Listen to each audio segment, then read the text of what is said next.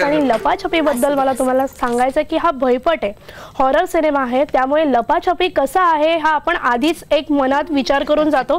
Horror cinema असल्यामुळे कुठेतरी भीती असते, पण या सिनेमात कुठेही फापट पसारा न करता अगदी थेट विषयाला सुरुवात केली जाते।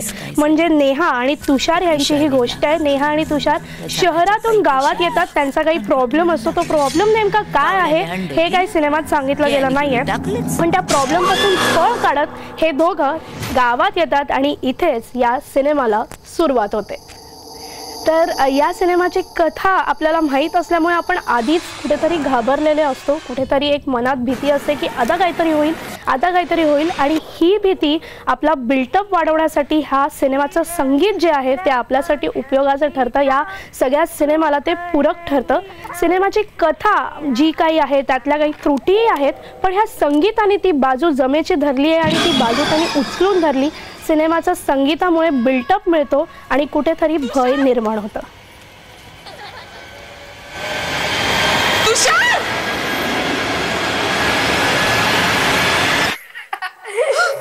तू तुझ्या पोराला वाचव।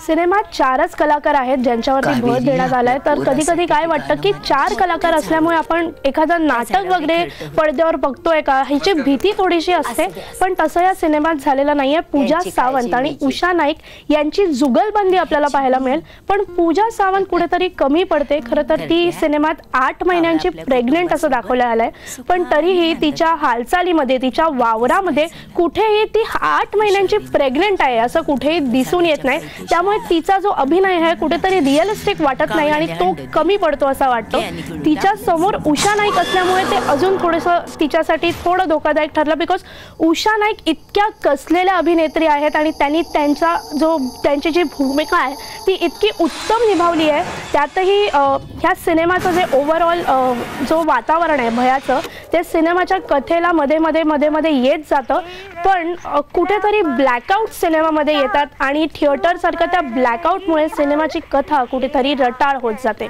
आणि सिनेमाचा इंटरेस्ट थोडा कमी होतो। कारण काय, हे ब्लॅकआउटमुळे तुमची जी लिंक असते सिनेमाची ती कुठेतरी तुटते आणि कथेतून तुम्ही बाहेर निघता। पण त्यातच हे जे मधले सीन्स आहेत ते कुठेतरी भय तर निर्माण करतात, पण कुठेतरी आपल्याला डचकावतात सुद्धा। मध्येच भूत येतं, पण या भूताला तमा आहे।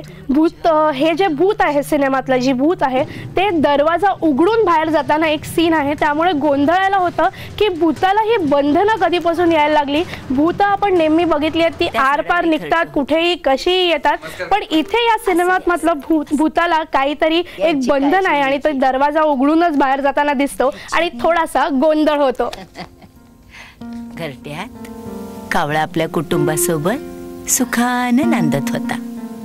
एक दिवस काय झालं, एक विषारी नाग त्या झाडाच्या पायथ्याशी आला आणि घुटमळू लागला। कावळ्याने अंड दिलं की आणि गिळून टाकलंच। त्यामुळे हे भयपट आहे, हॉररपट आहे, विकास फुरिया यांचं दिग्दर्शन आहे, सगळं उत्तम जमून आलंय। पण तरीही हा प्रश्न कुठेतरी निर्माण होतो, भीती वाटते। सिनेमा उत्तम जमलाय, कथा चांगली आहे, एक गहन विषयाला हात घातला आहे, पण तरीही हा कुठेतरी माझ्या मनात राहिला आणि त्यामुळे मी या सिनेमाला देते 2.5 स्टार्स।